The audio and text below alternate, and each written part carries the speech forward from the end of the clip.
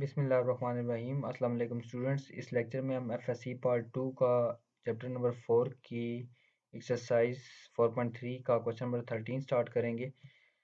तो इससे पहले हम क्वेश्चन नंबर 12 तक करके आए हैं। इसमें इक्वेशन ऑफ लाइन, स्लोप्स और डिफरेंट चीज़ें हमने फाइंड की हैं, ठीक है। और क्वेश्चन नंबर 13 ये है हमारे पास कि find an equation of the line through -4 -6 and perpendicular to the line having slope -3/2।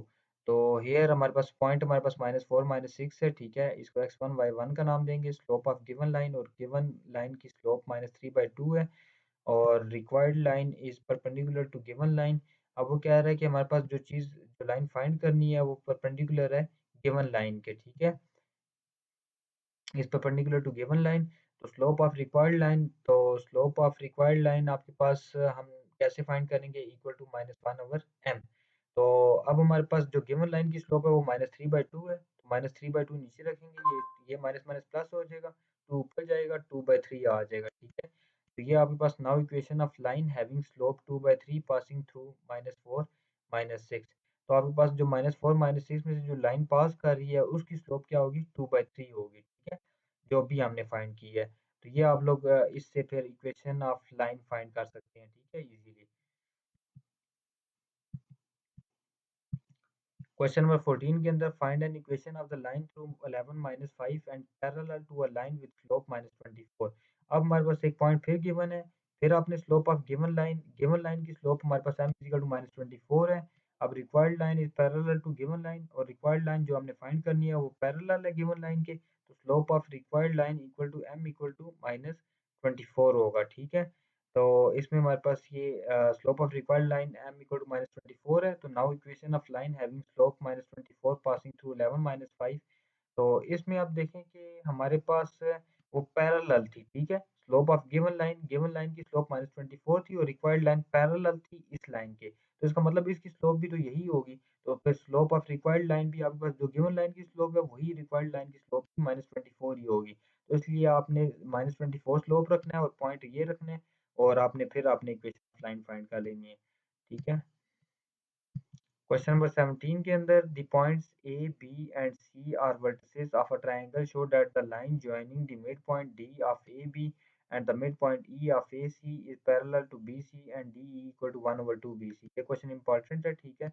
इसमें ये ए बी सी, वो कह रहा है ए बी सी तीन वर्टिसेस हैं ट्रायंगल के, show that the line joining the mid point D of A B, D mid point A B का रख लें और ए सी का मिड पॉइंट ई रख लें। इन दोनों को अगर ज्वाइन करें डी बनता है, वो डी ई पैरेलल है बी सी के और डी ई इसके हाफ भी है, ठीक है। बी सी की जितनी लेंथ है बी सी की डबल लेंथ है डी ई से, तो इसलिए D E equal to half time of B C लिखा हुआ है। तो हमने ये दो तीन चीजें प्रूव करनी है। Given that vertices A B C, आपने वर्टिसेस लिखनी है since D and E are mid points of sides A B and A C respectively. अब डी मिड पॉइंट है ए बी का और ई मिड पॉइंट है ए सी का, ठीक है। तो इसमें आप लोगों ने सबसे पहले मिड पॉइंट फाइंड कर लेने हैं। देखें ए और बी गिवन है, तो मिड पॉइंट मैंने बताया था कैसे फाइंड करते होते हैं। सिंपल ए बी के कोऑर्डिनेट्स ऐड करके 2 पे डिवाइड करेंगे, इसी तरह ए सी के कोऑर्डिनेट्स ऐड करके 2 पे डिवाइड करेंगे, तो मिड पॉइंट्स डी के कोऑर्डिनेट्स आ जाएंगे, इसी तरह ये ई के कोऑर्डिनेट्स आ जाएंगे। और अब आप लोगों ने डी ई की स्लोप निकाल लेनी है। तो डी ये जो भी पॉइंट्स आए हैं इनकी स्लोप निकाल लेनी है। सिंपल 5/2 में से या -1 में से 5/2 को माइनस करना है, डिवाइडेड बाय 1/2 में से 5/2 को माइनस करना है, ठीक है। तो ये -7/2 -4/2 आता है। आप लोग एलसीएम लेके चेक कर सकते हैं। 2 1 2 -2 -5 -7/2 होता है, तो 2 2 cancel, minus minus cancel, 7/4 answer. तो डी ई की स्लोप 7/4 आ गई है और इसी तरह बी सी की स्लोप निकाल लेनी है, वो भी 7/4 आ रही है। अब दोनों की स्लोप सेम है, तो since slope of D is equal to slope of B C, दोनों की स्लोप सेम है, therefore D is parallel to B C. इसका मतलब डी ई जो है वो पैरेलल है बी सी के, ठीक है। अब पैरेलल तो हमने शो कर दिया है, अब हमने ये शो करना है कि उसकी लेंथ भी हाफ है उसके। तो डी ई की डिस्टेंस फार्मूला लगाना है, डी ई के ऊपर ये डिस्टेंस फार्मूला लगाया है। आप लोग डिस्टेंस फार्मूला जानते हैं, ठीक है। तो ये डी और ई पॉइंट्स किधर हैं, ये डी है और ये ई है। तो सिंपल आपने 5/2 में से 1/2 को माइनस करके उसका होल का स्केयर लिखना है, या ऐसे करना है 1/2 में से 5/2 मतलब सेकंड वाले का पहले लिख के और पहले वाले का बाद में लिख के 1/2 में से 5/2 को माइनस करके उसका होल स्क्वायर प्लस -1 में से 5/2 को माइनस करके उसका होल स्क्वायर। इसको सॉल्व करके आप लोग ये आंसर निकाल सकते हैं स्क्वायर रूट 65/2। इसी तरह बी सी का डिस्टेंस फार्मूला लगाएं, बी और सी के बीच में 2 माइनस 6 का whole square plus 5 minus 4 minus 3 का होल स्क्वायर, ये आप लोग पॉइंट सामने रखेंगे, आप लोगों को डिस्टेंस फार्मूला लगाते हुए ईज़ी होगी। तो ये आप लोग स्क्वायर रूट 65 आंसर आ गया, ठीक है। तो आप लोग देख सकते हैं कि स्क्वायर रूट 65 किसके इक्वल है, BC के, तो इसको इक्वेशन नंबर 1 में पुट करेंगे, इधर BC लिख सकते हैं, ठीक है। तो ये from equation 1 and 2 D equal to 1/2 BC, तो ये DE half time of BC के इक्वल है, तो ये आपके पास इसका सॉल्यूशन है, ठीक है। अच्छा, फिर इसी तरह हमारे पास क्वेश्चन नंबर 16 है, milkman can sell 560 litres of milk eight 12.50, ये स्टेटमेंट पढ़ लीजिएगा, ठीक है। इसमें हमारे पास 2 पॉइंट्स हैं, L1 P1 और L2 P2, ये एक पॉइंट है, एक ये पॉइंट है, ठीक है। तो अब ये दोनों पॉइंट्स की डाटा गिवन है, तो आप लोगों ने फिर इक्वेशन ऑफ लाइन फाइंड करनी है। तो सिंपल आपने ये देखें, P और L के हिसाब से आप फार्मूला लगाना है, P माइनस P1 और P2 minus P1 bye L2 minus L1, ये स्लोप होता है, और L माइनस L1। तो सिंपल इन सारों की वैल्यूज पुट करनी है, वैल्यूज पुट करके इनको कैलकुलेट करना है, आपके पास ये फाइनल ये आंसर आ जाएगा। You may use determinant form to form the form, अच्छे से देख लेते हैं। तो ये आपके पास ये इक्वेशन ऑफ लाइन आ गई है, ठीक है। ये करते करते साहब यहाँ तक इक्वेशन ऑफ लाइन आ गई है। अब यहाँ पे आप लोग जो है वो क्या कर सकते हैं कि अच्छा, इसमें इसने क्या किया कि यहाँ तक इक्वेशन ऑफ लाइन निकालने के बाद इस p इज इक्वल टू 12.25 रखा है, ठीक है। ये शायद इसने आखिर में दिया हुआ है 12.25, अगर p प्राइस इतनी हो तो ये इक्वेशन निकालने के बाद आपने p की वैल्यू रखनी है 12.25 इसके अंदर, और इसको कैलकुलेट करना है। l की वैल्यू आपने निकाल लेनी है, l की वैल्यू आ जाएगी 630। तो इसमें milk man can sell 630 litres milk eight 12.25 पर लीटर अगर पर लीटर पे वो इतने पर लीटर पे बेच रहा हो तो 630 लीटर जो है वो सेल कर सकता है, ठीक है।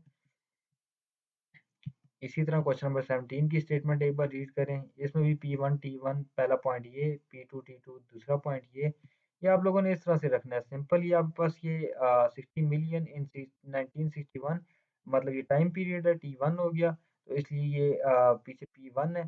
तो P1 आपके पास क्या होगा, टू द नियरेस्ट मिलियन व 60 मिलियन दी पॉपुलेशन, ये पॉपुलेशन है, ठीक है। ये पहली पॉपुलेशन है, इसको पी से डिनोट किया हुआ है, और दूसरा टाइम है, तो T1 से, तो P1 T1 P2 T2।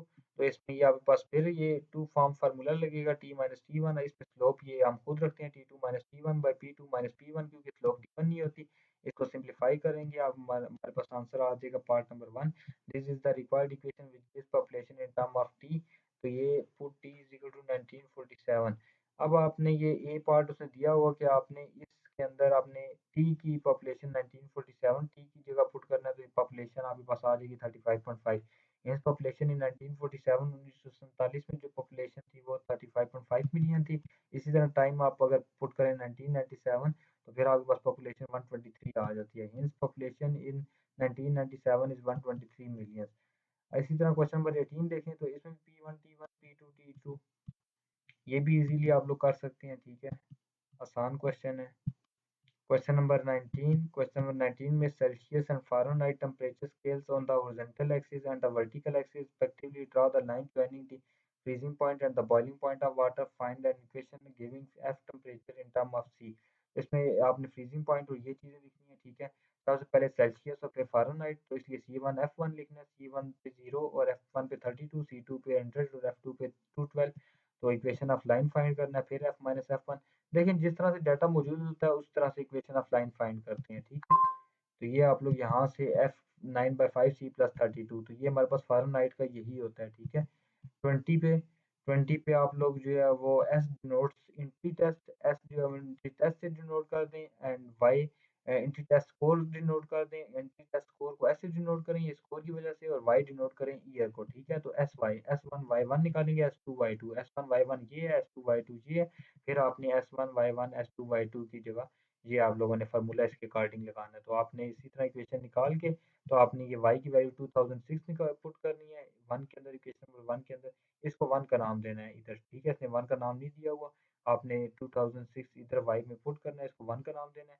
इधर से s निकाल लेना है, ये s आपके पास 536 आ जाएगा। इनसे 2006 the average score will be 536। तो ये 2006 में 536 इसका स्कोर था, ठीक है। तो ये 20 क्वेश्चन है, इन 20 क्वेश्चन को अच्छे से करें, ठीक है। और इंशाल्लाह हम नेक्स्ट लेक्चर में 21 क्वेश्चन से स्टार्ट लेंगे। अपना ख्याल रखिएगा, अल्लाह हाफिज़।